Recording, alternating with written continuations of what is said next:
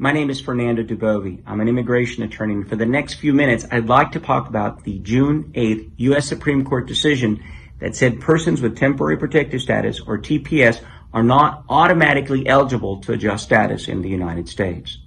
Now, a lot of this is being misinterpreted to mean that persons with TPS cannot get their residency, and that's not correct. There are still ways for persons to get their residency. First, adjustment of status is the way a person gets their residency without leaving the country.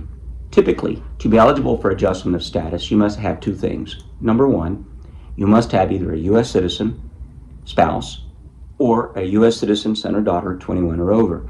If you're listening to this video in English, you're probably that U.S. citizen, son or daughter, and you're 21 or older, and you're trying to figure out if this Supreme Court decision affects your mom and dad's case.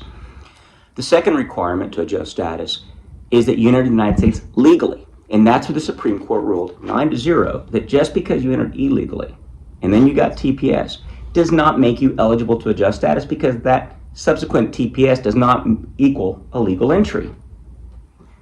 Now, the good news is this is an easy thing to fix. In fact, whenever my clients get temporary protective status and they only made one entry into the United States illegally, I always recommend to them, go ahead and get a travel permit. Leave the country and come back in, because when you make that re-entry, it's legal. It's what the permit immigration gave you. And at that point, there's no doubt you can adjust status in the United States because it was a lawful entry.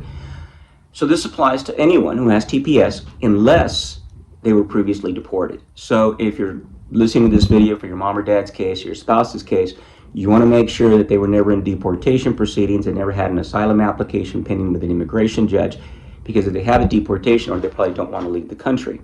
But most people with TPS entered the United States illegally, never got caught, and then applied for TPS once it became available. And for those folks to be able to get around this Supreme Court decision and be eligible to adjust status, you just have to apply for the travel permit. You don't need a family emergency as the reason. That's one of the benefits of TPS, is you get a travel permit if you request it. You leave the country, that first person leaves the country, comes back in legally with that travel permit, and now they've made a lawful entry into the United States, and they will be able to adjust status. The Supreme Court decision will not affect them.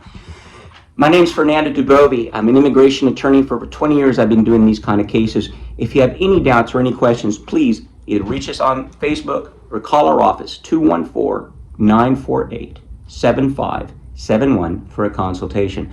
The number is 214-948-7571, or you can reach us by Facebook, and you can send us whatever documents you want us to look at as part of the consultation by email. So call us, and remember, as I always say, we all have rights, but our rights don't mean anything if we don't use them. And this Supreme Court decision is not a worst case scenario. There's still plenty of possibilities if you just follow the law. Thank you. Good luck. Have a good day.